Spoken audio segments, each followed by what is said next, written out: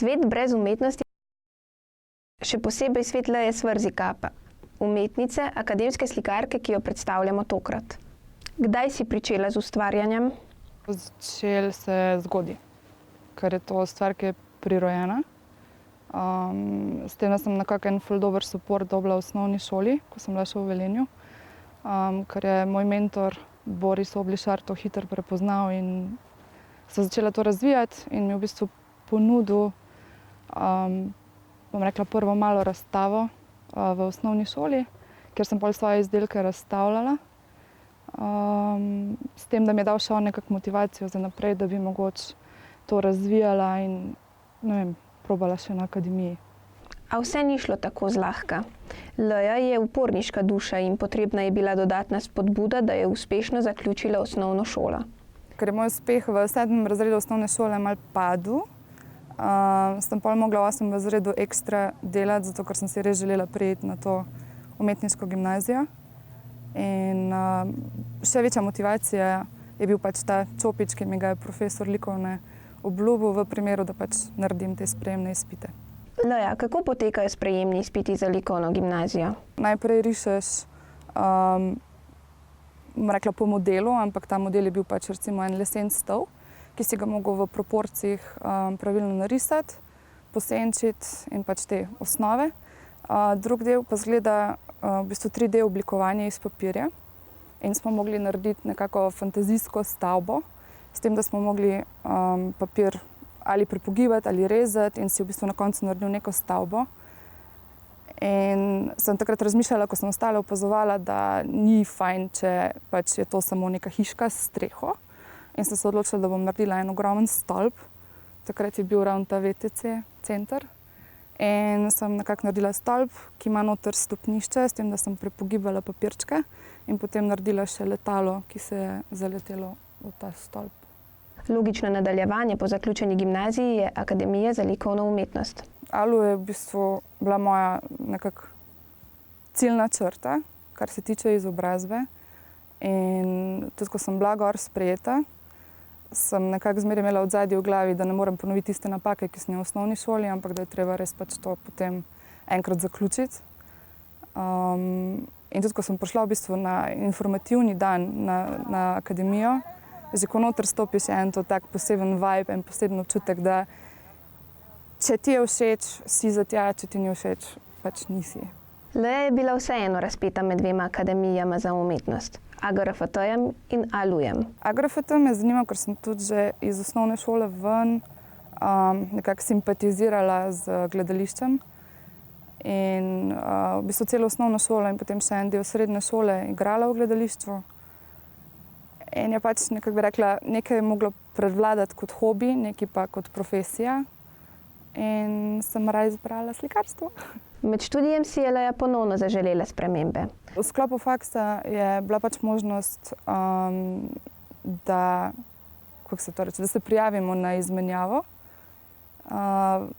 In sem bila sprejeta na to Winchester School of Art, ki spada pod Univerzo v Southamptonu. Izmenjava je trajala pol leta in je bila po moje ena najboljših izkušenj v mojem življenju. Življenje v Winchesteru je bilo vznemirljivo.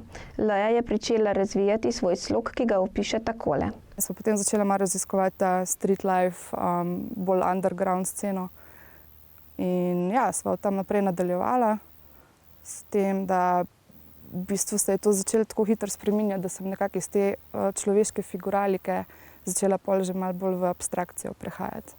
In nekako slikati z točkami, se pravi, da so vse slike sestavljene iz pik, nekje se zmeri pojavijo. No.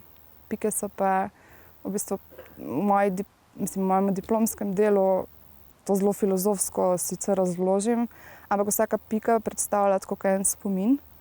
In ko se ti spomini na platnu skupaj združijo, v bistvu vidiš potem celotno sliko. Zdaj lahko ena pika predstavlja vsaka svoj spomin, lahko pa te pike, ki so na neki drugi podlagi, tvorijo nekako združenje dveh spominov skupaj. Pike in filozofija za njimi so jo najprej pripeljale do diplomskega dela, kasneje do samostojne likovne razstave Divja urbanost. Lani sem imela v Kamniku zadnjo samostojno razstavo. Naslov razstave je bil Divja urbanost in je šlo za neko že po naslovu mogoče se sliši malo kontradiktornost med nečim urbanim in med nečim divjim, ker je v bistvu razstava bila nekak sklop mojih spominov iz, ne vem, otroštva, iz fotografij staršev in tako naprej.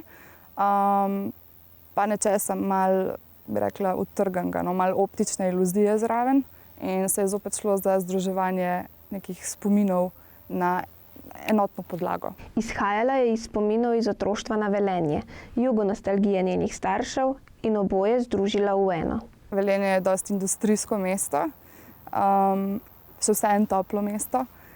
Sem vzela fotografije, ki so predstavljale Velenje, se pravi od Titovega trga, pa recimo Starega šahta, nekako te, bom rekla, velenjske infrastrukture, no, in potem dodajala noter spomine, recimo iz fotografij mojih staršev, se pravi stare avte, nekako staro modo, denar, jugoslovanske dinarje, jugote in take zadeve. In potem so se zopet, bi rekla, nekako spomini moji, osebni, združili z spomini nekakšne, bi rekla, infrastrukture mesta. Preden je nastala divja urbanost, si je njena dela ogledala kustosinja Bojana Čampa. Je prišla k meni na dom in potem sva po hodniku razpostrle vse slike in ona ima ta odličen poker face, da v bistvu ne moreš ti prebrati izraza na njenem obrazu, a je stvar dobra ali ne. In sem v bistvu tudi jaz že bila face prešvicana, ko je ona prišla. In potem še ta njen poker face, ne vem, recimo ene pol urce, da si ona pregleda vse slike, da oceni pri sebi, a ji je všeč ali ni. Je pa bila v bistvu top reakcija od nje, ko sem prinesla 2-metrsko sliko Jugota, ki je kolažiran iz jugoslovanskih dinarjev. In to je bila v bistvu slika, ki je po moje pri njej pretehtala odločitev, da je pač ta trenutna zbirka slik, ki sem jo imela pripravljeno za razstavo, dobra. Ja, po moje je v bistvu ona, ko je gledala te posamezne slike, mogoče ni tako hitro dojela, kaj hočem pokazati, ker slike niso bile še končane. Se pravi, so bile v nekem stadiju še razvoja, bom rekla. In ko sem Jugota pokazala, ki pa je bil končan, je po moje ona razumela, kaj hočem povedati. No. Le ne privlači le slikanje na platno, temveč tudi tetoviranje. Ko sem bila še ful smrkla, se pravi, ne vem, 13-14 let stara, sem pač imela afiniteto do očitno, ne vem, samo poškodovanja ali kaj naj rečem. Se ne vem. Afiniteto do tega, da spremeniš telo z umetnostjo in sem na šivanko zavila gor, ne vem, sukanc in potem to pomakala v tuš in prebadala kožo s tem.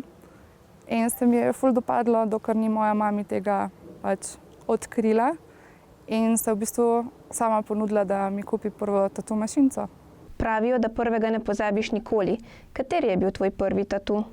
Prvi tatu je bil pa en ful lušen sonček na mojem gležnju, ki je v bistvu v celoti narejen z iglo za šivati. V teh letih se je na njeni koži nabralo kar nekaj tatujev. Na vprašanje, koliko v smehu odgovori. Ne vem, ful jih imam, ful. 1, 2, 3, 4, 5, cela roka, tle, še zdihki, ko še sama, ne vem, po prstih, ja, ne vem, ful. Če bi morala izbirati, ali raje slikaš po platnu ali koži? Mogoče mi je iskreno ljubša poslikava kože, zato ker je dejansko postane zgodba nekoga drugega, ki jo potem nosi celo življenje s sabo. Slike sicer so, še vseeno mi blizu, ampak je to neka stvar, ki jo doma obesiš na steno in potem tam visi. Ja, človek pa v bistvu s tatuji nekako naprej deli svojo zgodbo, ne? In ostaneš nekako del njegovega življenja s tem. Kljub temu, da se je rodila v Slovenj Gradcu, je z našimi kraji močno povezana. Od malega smo hodili gor in meni je bil tukaj najlepši plac na svetu. In sem zmeraj govorila od majhnega, da ko bom velika, bom jaz imela vikend ali hišo v Kranjski gori. In v bistvu 6 let nazaj, ko sem spoznala svojega fanta, se je ta ogromna želja končno uresničila. No. Leja dela v turizmu, vodi butični hotel v Podkorenu. In je v bistvu zelo lušen job, ker imaš možnost se spoznati z stotinami različnih ljudi, različnih karakterjev in različnih kultur. Zdaj en, recimo, tak strašen lep spomin je na enega motorista. Ime mu je Christoph Berg in prihaja iz Nemčije. Z njim sva se spoznala lani poleti, ko je prišel tako na eno 3-tedensko potovanje po Sloveniji. In v bistvu piše potopise za motoriste. In sva nekako prišla na idejo, da bo on potoval po teh kartah, ki sem mu jih narisala za motoriste po celi Sloveniji. In da naslikam njegovo sliko, kako sedi na svojem motorju in nekako povezavi z našimi gorami in z našo naravo. In ko se je po 3 tednih vrnil, je v bistvu dobil v dar to sliko. V zahvalo pa me je vključil v svoj potopis o Sloveniji. Kakšen je tvoj pogled na pospešen razvoj turizma na destinaciji? Mogoče imam malo premalo časa drugače v turizmu, no. S tem, da je pač mogoče, ker je še toliko svež stik s tem. In kolikor se stvari razvijajo, kolikor hitro se razvijajo, se dobro razvijajo, ampak hitro lahko postane to tako, kot recimo pes, ki ga kupiš s pedigrejem in ga voziš na razstave in tako, in je vse super. Potem se ti pa strga z vrvice in gre malo po vasi in dobiš potem en kup mešančkov na dom. Ker trenutno je, mislim, da situacija zelo na visokem nivoju, na zelo dobrem nivoju in da ne bo recimo čez 5 let toliko hudo, toliko preveč turizma, toliko preveč vse ponudbe in vsega, da bo to šlo navzdol. V prostem času rada slika in odkriva kulinariko. Prva stvar, ki jo poišče na potovanju, so galerije, muzeji. Na zadnjo veliko potovanje smo šli s kolegi. 6 nas je bilo, sedeli smo se v kombi in se za 3 tedne v bistvu odpravili na Nordkap. In ko smo pač na tej poti, ko smo šli do Nordkapa, smo se v različnih mestih ustavljali in kjerkoli smo se ustavili, pač zmeraj moja prošnja bila, da se ustavimo v eni od galerij. In tudi recimo moji kolegi so drugače zelo tako, bom rekla, široko izobraženi in tako in grejo radi z mano, s tem, da pač potem je moja naloga, da jim tam povem kaj več o samih delih ali pa mogoče kakšne anekdote iz življenja teh umetnikov. Katero galerijo si obiskala nazadnje? Sva šla s fantom na koncert od Metalike na Dunaj in valjda sem zopet izkoristila priliko, da grem v Mumok dunajski, kjer je bila slučajno ravno razstava optične umetnosti od 1520 do zdaj moderne dobe. In je bil zopet en tak, bi rekla, trenutek, ki je bil dober za navdih. Delo katerega umetnika ti daje navdih za tvoje ustvarjanje? Bom rekla, kar se tiče ideje same, je Duchamp po moje res tisti, ki je začel to moderno umetnost s tem pisuarjem oziroma Ermud podpisom, kar je nekako, se mi zdi, na tipično umetnost dal en čist kontrapogled. Kako pa pri tebi izgleda trenutek inspiracije? Ko pride do te inspiracije, ko pride do tega občutka, pač moraš iti. To je tako kot poziv, ne vem, gasilce, da morajo iti gasiti, ti moraš iti in se zaklenem v sobo, oziroma ne zaklenem, pač zaprem se v sobo, pripravim platno, ponavadi še kakšno sliko preslikam, ker je pač treba to ven dati. S tem, da tudi, ko moj fant pride v sobo noter, točno ve, da se mora obrniti in iti ven, ker ne bo komunikacije. Leja si želi, da bi njeno ustvarjanje postala inspiracija njenim učencem. Jaz imam ful rada, če vidim, da nekdo v umetnosti vidi navdih in inspiracijo in da začuti eno iskrico v sebi. Moj profesor v srednji šoli je inspiraciji pravil, da to čutiš kot povišano temperaturo telesa in da se moraš nujno ohladiti in moraš to ven iz sebe dati.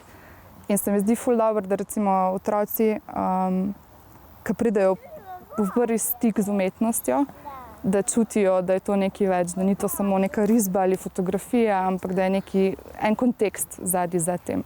In se mi zdi ful dobro, da recimo sem se zdaj odločila nadaljevati šolanje na pedagoški fakulteti, da bom mogoče čez par mesecev ali pa tudi let lahko učila otroke umetnost. Znanje pa Leja posreduje tudi starejšim, ki si življenje želijo začiniti z umetnostjo. Zdaj 2 leti sem imela svojo slikarsko šolo v Mojstrani in začelo se je ful super, ogromno ljudi je nekako začelo sodelovati zraven in so prihajali, potem pa se to čez čas, skozi leto nekako zmeri zmanjšuje število, ki jih redno hodi. No. Mogoče zato, ker toliko interesa ni, ampak zmeri smo se trudili tudi na različnih festivalih ponuditi tem sodelujočim v tej slikarski šoli, da lahko razstavljajo svoje dela in je bil odziv fantastičen. Glede na to, da se govorica v Velenju precej razlikuje od našega narečja, me zanima, ali tvoja hči govori bolj v tvojem ali očetovem narečju? Ja, najina Eja je taka zelo dobra mešanca mene kot neke Savinjčanke, Štajerke in pa Anžeta, ki je v bistvu, bomo rekla, čisto krvni Gorenc oziroma Karenc. In tudi ta najina narečja se pri njej zelo tako lepo zmešata. Tudi ko ona govori z njim čist en drug dialekt, kot pa recimo, kadar se pogovarja z mano. In tudi v vrtcu jo včasih ne razumejo, kaj jim želi povedati. Naprimer, da če ji lahko obrišejo žnuder, oziroma če ji lahko oblečejo štrample, pri takih stvareh imamo pol mičken zadrege, ampak se reši. Je vajina hčerka podedovala tvoj talent? Zdaj bom rekla, hvala Bogu, kakor kaže, ja. Tudi ful veselje ima za to. Zdaj samo upam, da se ne bo zaradi mene recimo odločila za isto življenjsko pot, no.